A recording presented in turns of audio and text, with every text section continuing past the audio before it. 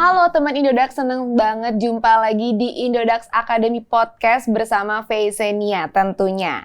FYI nih, sebagai crypto enthusiast, kamu pasti sering banget denger istilah staking. Banyak banget dari teman-teman Indodax juga yang kemarin tuh udah nanyain kapan sih staking tuh ada di Indodax gitu. Oke, sebelumnya aku mau jelasin dulu apa sih itu staking. Staking adalah mendapatkan atau mengunci aset kripto pada crypto exchange gitu ya, untuk mendapatkan reward atau imbalan aset. Konsepnya sama banget kayak bunga pada perbankan. Jadi, beli dan trading kripto ya hanya di Indodax. Segera download di Play Store dan App Store kamu. Oke, akhir-akhir ini tuh juga ada yang sering banget disebut-sebut sebagai current issue, yaitu airdrop. Dampak airdrop kripto pada likuiditas token gitu. Nah, belakangan ini nih, karena airdrop sering populer, sering disebut-sebut nih dalam dunia kripto, proyek airdrop kripto disebut memberikan kesempatan bagi siapapun untuk mendapatkan token kripto secara cuma-cuma atau gratis tuh. Siapa yang nggak tertarik coba untuk mencoba si airdrop ini? Tapi bener nggak sih, apakah hal tersebut tuh bener adanya? Apakah keberadaan proyek ini memiliki dampak yang signifikan untuk ekosistem kripto? Untuk menjawab penasaran dari teman-teman Indodax semua, hari ini kita akan bahas tentang airdrop bersama Kak Miki dari Mades Community. Halo Kak Miki, apa kabar? Halo, baik. Kita udah sering ketemu ya? Iya. Sekarang kita ketemu dalam podcast nih, Yeah. seru banget kayak sekalian sharing edukasi sama teman-teman Indodax semua. Oke, Kak Miki, kan kalau yang aku tahu nih, Kak Miki itu aktif di dalam komunitas kripto. Ya kan? Kayak kita sering ketemu di beberapa activation-nya Indodax gitu kan. Tapi kenapa nih Kak Miki tuh sekarang kan bergabung di Mades Community gitu ya. Kenapa Kak Miki akhirnya tertarik ke dalam airdrop gitu? Sebenarnya tuh dari crypto enthusiast akhirnya tertarik ke airdrop itu tuh gimana sih Kak Miki ceritanya? Kalau seandainya airdrop itu kan balik lagi ya, dari 2017 waktu aku pertama masuk ke dunia kripto, itu benar-benar airdrop itu sangat dikejar gitu sama orang. Apalagi benar-benar ini imbalan cuma-cuma. Jadi bisa dijelasin airdrop itu adalah reward atau hadiah yang diberikan buat community nih biasanya dari setiap project tentunya. Nah ini project ini memberikan secara cuma-cuma reward itu diberikan biasanya sih token ya, token dari aset kripto yang nantinya pasti dipegang dan ada liquidity-nya juga dari setiap project-nya itu, gitu. Kak Miki, sebenarnya seberapa seksinya sih proyek airdrop ini gitu? Terus apa juga manfaatnya dari mengikuti airdrop aset kripto, Kak Miki? Seksi banget ya, soalnya balik lagi ya, ini banyak orang yang menanti-nanti airdrop terbaru gitu, apalagi di sekarang banyak banget kayak waktu itu ada Aptos, terus juga ada Arbitrum, terus juga ada terakhir Sui. Nah ini jadi menarik karena balik lagi orang bisa melihat market juga. Ternyata market ini yang tadinya orang lihat bearish, ternyata sebenarnya bullish karena ada airdrop juga nih. Ada orang kita ngomongnya cycle-nya lah ya, cycle airdrop-nya ini baru muncul nih sekarang gitu. Mungkin di 2017 sudah ada, cuman tidak terlalu hype seperti sekarang. Karena jumlah reward yang dibagikan itu jumlahnya cukup besar. Dan balik lagi, peminatnya juga tinggi. Nah, kalau seandainya kita ngomong manfaatnya banyak. Yang paling benar-benar mendasar adalah kita bisa mencoba testnet mereka. Istilahnya kita bisa melihat fitur-fitur apa yang ditawarkan dan perbedaan dengan misalnya project-project yang lainnya gitu. Nah kita juga misalnya yang tadinya kita nggak tahu gimana sih pakai liquid staking, gimana sih caranya farming, gimana sih cari dapetin liquidity dari liquidity provider, gimana sih caranya gitu. Nah kita bisa belajar nih dari sini dengan apa yang mereka berikan, task-task mereka berikan, akhirnya kita kerjakan dan balik lagi community itu akan semakin besar kalau seandainya berbarengan gitu, istilahnya mengerjakan dan kita bisa mengerjakannya tuh bersama-sama gitu barengan. Jadi ada timnya nih gitu. Dan juga kalau seandainya di community member biasanya entah itu di Discord, di Twitter, itu kita juga biasanya saling mention, Oke. saling satu sama lain. Nah, kalau seandainya kita nggak tahu ngerjain task-task yang dia berikan, kita pasti nanya-nanyain Oke. dengan member-member dan jadinya akhirnya mempererat jalin silaturahmi dengan community juga dan Oke. semakin besar community-nya. Aku baru dapat insight nih, ternyata airdrop itu nggak cuma dikerjain sendirian gitu ya, Betul. tapi ada community-nya, ada Iya, timnya ada, gitu ya. ada kita ngomongnya ada dia buat satu grup. Nah, kita juga bisa lihat di situ, kita juga bisa interaksi satu sama lain sebenarnya seperti itu ya. Airdrop Hunter jadi ada timnya gitu ya. Iya. Salah satunya adalah Mades Community. Iya, kayak kita sebenarnya kita circle-nya lebih ke private ya, sebenarnya private group. Oke. Kalau seandainya orang bilang alpha. Alpha. Nah, alpha calls ini biasanya dia ngasih insight yang baru-baru, project baru-baru. Nanti biasanya kita research bareng-bareng. Oke. Nah, abis itu kita kerjain juga sebenarnya bareng-bareng gitu. Tapi tidak menutup kemungkinan biasanya setiap project juga pasti ada grup chat atau grup Telegram atau Discord. Nah, dari situ juga bisa nih. Biasanya ada country-nya juga, entah itu Indonesia atau negara lainnya. Oke. Nah, kalau seandainya negara lainnya gitu kan juga berarti mereka juga ngikutin tapi sesama inilah bahasa lah ya. Jadi kita enak kalau seandainya ada country misalnya di Discord ada country Indonesia, kita bisa ngobrol tuh sama teman-teman kita yang di Indonesia juga tentunya. Berarti nggak cuma di Indonesia aja, bisa di seluruh dunia bahkan iya, ya. berarti global. Ini kan airdrop ini kan global ya. Jadi semuanya itu kena impact-nya gitu. Jadi menurutku kenapa airdrop ini cukup seksi ya itu salah satunya mereka juga around the world ya. Jadi benar-benar siklusnya ini diterapin di semua negara. Oke. Gitu. Kan sebenarnya si airdrop ini tuh Kak Miki kalau misalkan kita bisa riset ya, kemarin tuh kan kayak promosi, ya kan, promosi untuk token baru atau hal-hal yang terkait di dalam kripto gitu. Tapi ternyata dari promosi itu punya manfaat juga gitu ya, di dalam manfaatnya banyak banget dalam ekosistem kripto gitu ya, Benar. Kak Miki.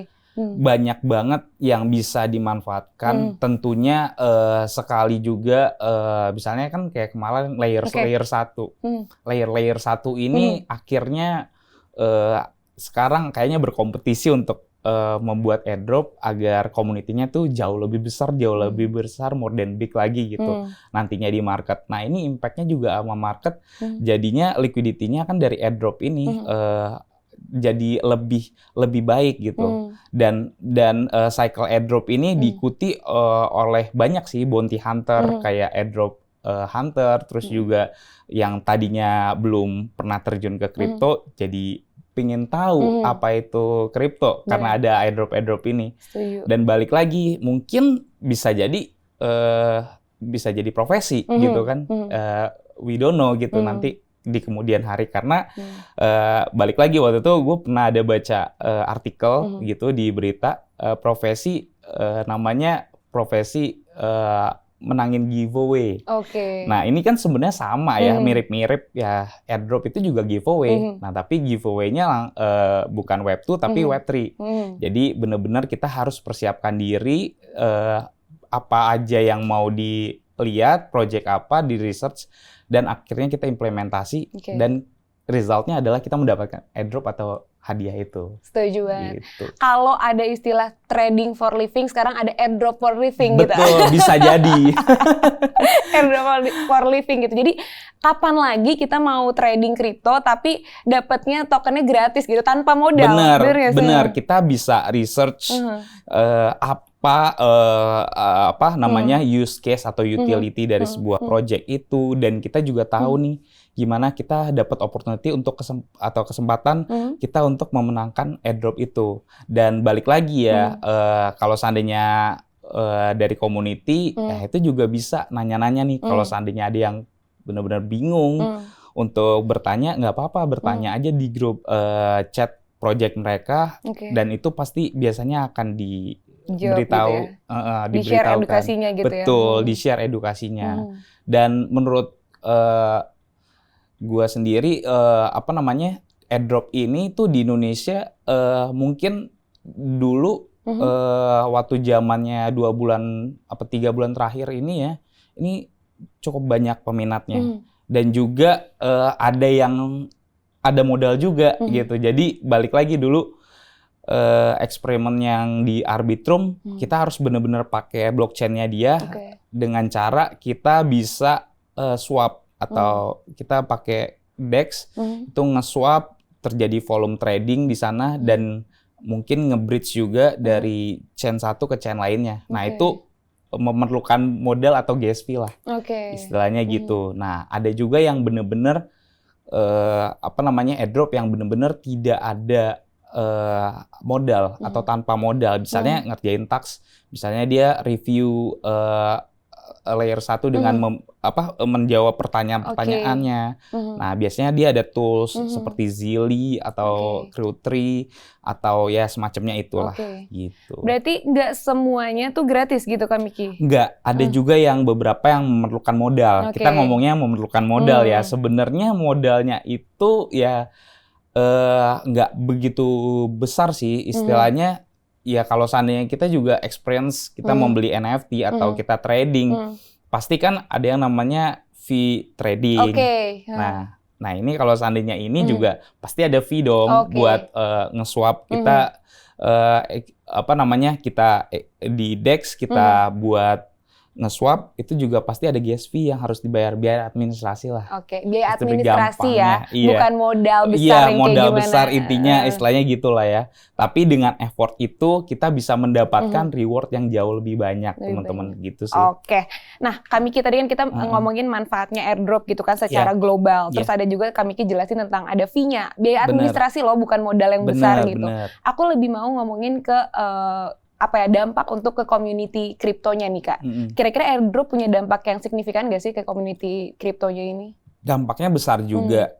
Istilahnya kalau seandainya airdrop itu berhasil dan airdrop itu berjalan, balik lagi di community biasanya dia di layer 1 misalnya, dia ada fitur mungkin staking atau liquidity provider. Nah, community itu juga bisa kalau seandainya mendapatkan reward nih ceritanya, ya mereka makin besar berkembang community-nya dari semuanya, apalagi yang kita ngomongnya degen lah ya, yang benar-benar dia ngikutin banget nih project dari awal sampai akhir gitu.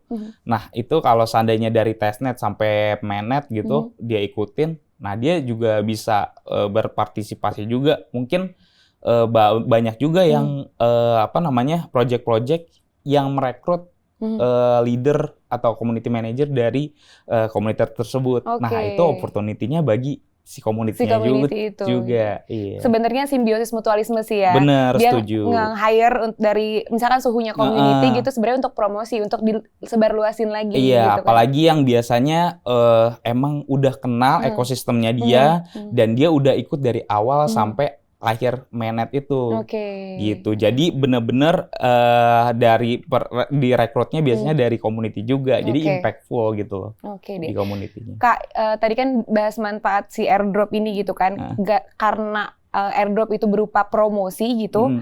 Gimana sih airdrop dapat ningkatin likuiditas token dalam pasar dan berdampak pada nilai dan stabilitas token tersebut tuh gimana caranya Kak Miki? Nah itu dia, banyak project-project yang mempunyai strategi atau use case yang berbeda-beda ya. Jadi mungkin strategi-strategi yang bisa dibuat adalah mungkin dari use case atau utility dari token tersebut juga. Apakah dia juga bisa memakai DAO atau governance token? Itu kan strategi masing-masing dari project-project tersebut. Nah, gimana caranya dia nge-bridging supaya koin ini tidak jatuh atau tidak langsung hancur harganya. Nah ini token ini juga pasti punya use case. Nah mungkin kalau seandainya yang paling dekat di kita adalah staking gitu. Mereka bisa staking, community-nya bisa staking dan bisa mendapatkan reward yang lain gitu. Dan juga mungkin ada beberapa yang bisa mungkin kayak kalau seandainya hold sekian bisa dapat NFT atau yang lain. Nah, itu lebih ke sana sih liquidity token itu seperti itu. Kak. Tadi kan tentang liquidity token kan. Tapi sebenarnya si airdrop ini tuh bisa membantu mengurangi resiko penjualan awal yang berlebihan gitu nggak sih Kak? Bisa. Sebenarnya kalau kita lihat kemarin, kita satu contoh Arbitrum ya. Arbitrum itu dia sudah mainnet dari awal, tapi tokennya belum keluar. Nah, di sana balik lagi kita lihat dari analytics, itu ada di Dune Analytics namanya. Nah, kita bisa lihat TVL mereka itu besar. Karena balik lagi, kenapa besar? Karena Ethereum holders migrasi dari Ethereum ke Arbitrum. Kenapa? Gas fee-nya lebih rendah. Nah, protokol-protokolnya sudah jadi, DeFi-nya sudah ada, dan istilahnya sudah jalan nih semua mainnet. Nah, baru mereka akhirnya launch tokennya. Jadi kalau menurut gue tuh lihat test the market lah istilahnya kan. Jadi mereka udah tahu nih apa yang mereka akan lakukan. Setidaknya mereka udah tahu bahwa TVL yang ada di market itu besar. Dan ini menurut gue sangat cocok buat untuk Arbitrum ya. Misalnya itu bisa membuat lagi roadmap yang lain. Gitu sih. Apakah karena manfaat tersebut sehingga tuh token-token tersebut terdistribusi secara merata gitu? Iya, distribusi juga secara merata ya. Balik lagi ya, ini kan jatuhnya dia juga strategi ya. Makanya ini kalau di Arbitrum contohnya itu kan governance token. Jadi governance token itu ya dia bisa memberikan vote tentang proposal apa yang akan dilakukan oleh Arbitrum, yaitu Arbitrum Improvement Proposal kalau dia. Kalau Ethereum kan ada Ethereum Improvement Proposal. Nah, kalau ini pakai AIP yaitu Arbitrum Improvement Proposal, dia buat voting. Nah, dari token holders ini mereka bisa ngasih vote nih. Dia bisa do something better lagi apa gitu ke depannya, next-nya gitu sih. Banyak banget ya manfaatnya ternyata ya. Kak, tapi apa sih langkah-langkahnya yang bisa diambil nih untuk mengoptimalkan efektivitas dari airdrop dalam mencapai tujuannya di dalam proyek kripto gitu, Kak? Kalau seandainya langkah-langkahnya sih banyak ya. Ya kalau seandainya apa yang paling kita lihat di depan mata kita adalah project yang benar-benar punya roadmap dan strategi sih awalnya gitu ya. Dan mereka mau tahu nih juga, balik lagi kalau kripto itu kan from the community to community. Jadi community udah core-nya lah kalau di kripto ini. Jadi nggak mungkin kalau seandainya project nggak ada community tuh, itu nggak aneh banget itu, nggak works itu. Gimana caranya? Yaitu ngehidupin community-nya. Jadi bagaimana yang mereka pikirkan adalah langkah untuk gimana sih community ini terus berkembang. Gimana sih mereka jadi ada inisiatif untuk mengembangkan project ini. Gimana sih caranya buat community cinta akan projectnya juga. Sebenarnya di situ sih. Jadi intinya tuh ada di community. Kalau misalkan ditanya langkah-langkahnya tuh besarin community-nya dulu. Besar di community dulu, baru mungkin mereka promotion, another promotion like dia punya di Twitter lah, mereka ngadain AMA dan lain-lain, bagi-bagi rewards gitu. Dan balik lagi ya, kalau seandainya for community juga, dia bisa merelakan liquidity airdrop, itulah untuk community juga gitu. Kan manfaatnya tuh banyak banget, keuntungan yang kita dapatkan juga banyak banget ya Kak Miki. Tapi gimana sih caranya mastiin keamanan dan keabsahan dari airdrop aset kripto? Gitu. Sebenarnya ada resiko atau potensi penipuan nggak sih terkait airdrop ini, Kak Miki? Nah, sebenarnya kalau seandainya fraud atau scam, ya kita tahu lah, pasti banyak ya. Dan balik lagi, do your own research. Dior. Jadi benar-benar kita harus camkan tuh yang research-nya dulu. Terus gimana cara ngejagain aset kita nggak semuanya hilang. Misalnya kalau seandainya kita bermain di airdrop, kita pakai wallet cadangan. Tidak pakai main wallet kita. Atau kita lihat juga projectnya ini websitenya phishing atau tidak. Nah, sekarang di MetaMask tuh udah bisa tuh ngedeteksi ini alamat webnya phishing atau tidak. Cek alamat sesuai dengan projectnya. Kalau seandainya mereka ada project. Do your own research lebih ke detail dari white paper mungkin ya. apakah mereka akan ada launch, terus juga mereka testnetnya seperti apa. Nah, itu bisa diikutin. Kalau yang butuh modal, apakah protokol-protokolnya mereka udah siap, apakah sudah melakukan task-task yang dikerjakan. Seperti itu sih. Dior on fundamental penting banget. Bener, penting setuju. banget. Jadi bukan cuma ketika kita ingin beli aset kripto, tapi ketika kita ingin mencoba airdrop tuh juga penting banget untuk research di fundamentalnya gitu ya. Bener, jadi kita paling enggak kita tahu fundamentalnya nih tentang nih project apa. Terus juga kita selalu balik lagi community. Ya kita bisa nanya nih, entah itu moderatornya, entah itu leader grupnya. Nah, adminnya kita bisa tanya nih, mana sih yang benar, ini atau ini, smart contract-nya benar apa enggak? Ya seperti itulah, gitu. Tadi kan potensi scam atau penipuan gitu di dalam airdrop mungkin ada gitu kan, akan ada di dalamnya, cuma kita perlu Dior aja gitu ya. Nah sekarang Kak, gimana caranya kita bisa tahu karakteristiknya tuh kayak gimana, kalau kita bisa tahu ini proyek airdrop ini tuh beneran oke gitu Kak? Kalau seandainya ini agak tricky ya, cuman dibilang kalau seandainya kita mau lihat proyek yang bagus, biasanya pertama kita lihat white paper lah. White paper, terus use case dari project itu apa. Terus biasanya kita ngelihat juga tokenomics-nya. Terus juga roadmap-nya, apa yang mau dikerjakan, apakah sudah ada webnya. Kita bisa lihat juga webnya, apakah sudah ada protokolnya, atau sudah ada testnetnya. Biasanya sih yang kalau seandainya yang biasa masih belum launch ke mainnet, biasanya ada testnetnya. Nah, testnet ini juga sebagai acuan untuk feedback buat community supaya bisa menilai nih sebenarnya fitur yang ditawarkan ini bagus atau enggak. Terus juga ada bugs atau error, mereka juga bisa kasih feedback. Begitu sih. Berarti cara ngukur kesuksesan proyek airdrop itu tuh kayak gitu ya Kak? Selain white paper tadi ada banyak yang kami jelasin gitu ya. Sebenarnya apa aja nih contoh proyek kripto yang berhasil manfaatin keuntungan airdrop dengan baik gitu? Apa yang kira-kira udah sampai to the moon gitu? Kalau seandainya dulu sih ya, mungkin Uniswap. Uniswap salah satu yang waktu itu setahu aku ya ngeluarin airdrop. Dan juga 1inch. Nah itu dua project yang paling bullish sih sebenarnya di di crypto space ya. Mereka waktu itu aku juga nggak ngikutin.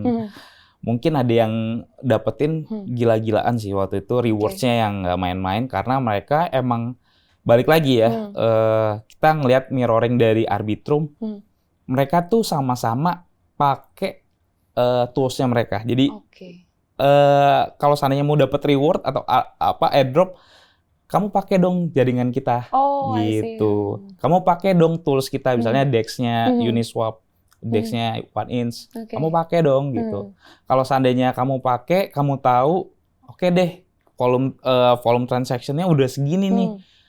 Oh boleh nih, mungkin dari project itu memberikan rewards ya gitu, airdrop itu. Pinter ya Kak, jadi promosinya sekalian gitu ya. Tetap pakai tools-toolsnya juga. Bener, tapi kadang-kadang mereka nggak quote on quote, kayaknya mereka nggak ngasih tauin ini ada airdrop apa enggak. Biasanya mereka gitu, dan balik lagi kayak waktu Arbitrum dia ngomongnya literally nothing gitu. Jadi lu ngikutin apapun kayaknya literally nothing. Jadi kayak buat something kayak kata-kata yang bener-bener kayaknya tuh nggak ada, tapi ada nih di balik, ada sesuatu tersembunyi nih di balik kata-kata itu. Nah itu yang merupakan bahwa biasanya nggak promising. Mereka tuh biasanya nggak promising. Nah biasanya yang kita kejar tuh yang nggak promising itu sih biasanya. Oh gitu.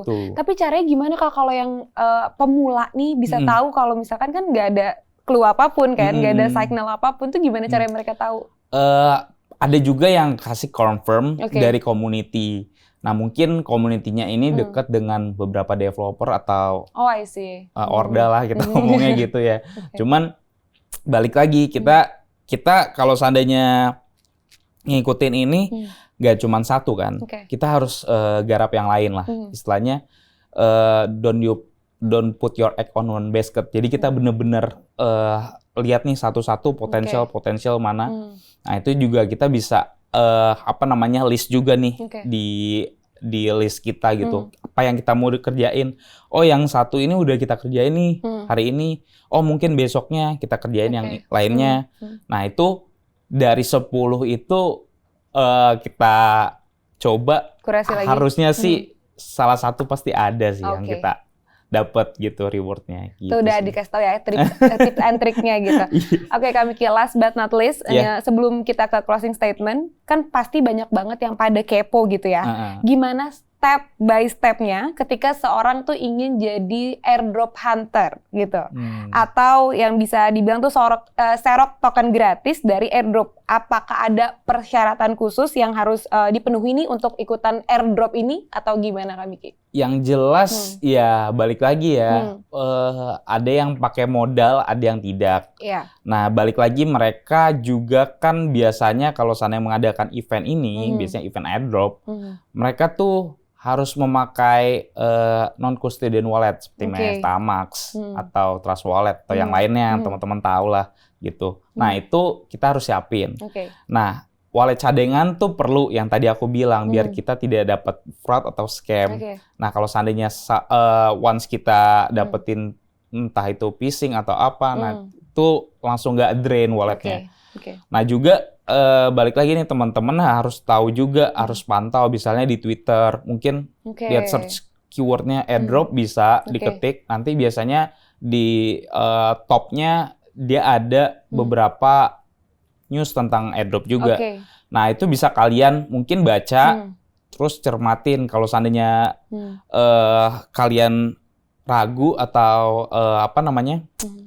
kalian masih wah kayaknya nih projectnya kayak terindikasi scam. Nah, mungkin bisa di-search juga nama websitenya apa, terus juga kalau seandainya ada Telegram chat, kalian bisa masuk ke sana, bisa bertanya dengan adminnya, apakah project ini benar-benar project ini atau tidak.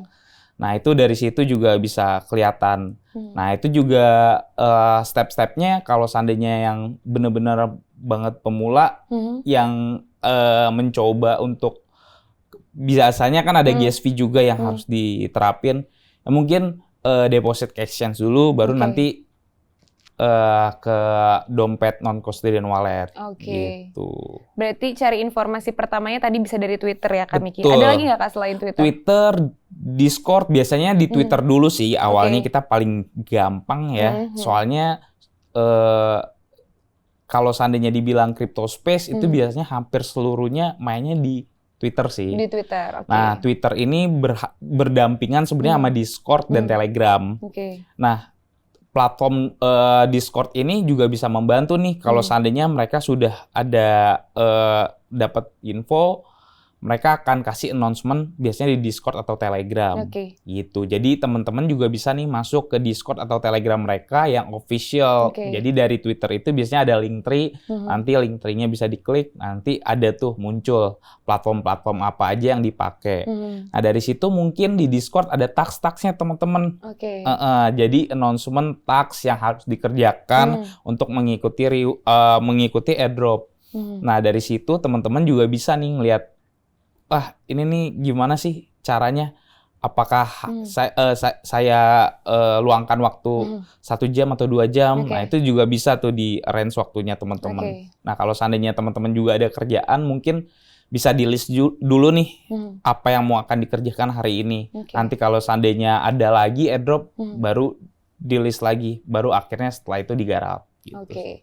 Sebelum masuk ke step by step itu, tentunya your own fundamental. Itu penting banget, harus research dulu tentang proyeknya tersebut. Benar, gitu. setuju.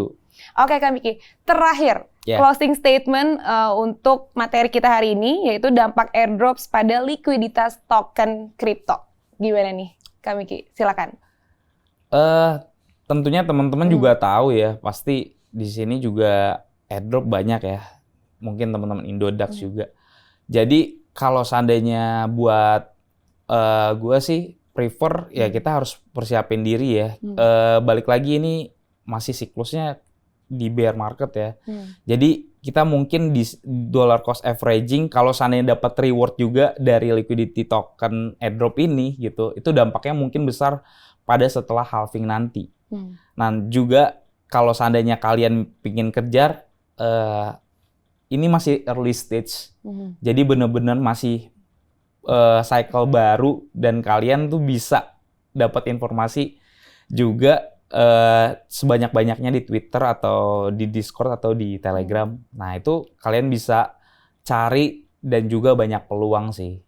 Intinya itu sih. Jadi bisa bergabung dulu di community mungkin di Telegram ya kan, Yeah. komunitas kripto. Mungkin nanti akan ada informasi-informasi di sana. Yeah. Terus bisa juga ke Twitter gitu ya. Yeah. Nah salah satunya Kak Miki kalau misalkan mau bergabung di Telegram bisa juga bergabung di Telegram kita. Ya, Indodax. Masuk ya. Masuk. Kita bisa masuk ke Telegram kita @indodaxroom gitu. Oke. Jadi teman-teman buat yang mau tambah edukasinya bisa ke Indodaxroom, dan buat yang mau cari-cari edukasinya bisa ke Indodax Academy di website atau nonton podcast kita. Mantap. Oke, thank you so much Kak Miki. Thank you so much Udah juga for hadir. having me. Yeah. Seneng banget kita selain ketemu di workshop ternyata bisa ketemu di podcast juga, seneng banget. Thank you so seneng. much. Makasih juga udah jawab pertanyaan dari V. Oke. Akan menambah value dari teman-teman Indodax semua. Terima kasih. Oke, Kak Miki biasanya kalau di sini kalau pepatah bilang tak kenal maka tak sayang, kalau di sini apa? Tak kenal maka Apa ya? tak cuan. Oh, tak cuan. Bareng ya. Tak kenal maka tak sayang, kalau di sini tak kenal Siap. maka tak Cuan. Oke. Bye, Faisenia sign out. Miki Sign out sign out. and bye.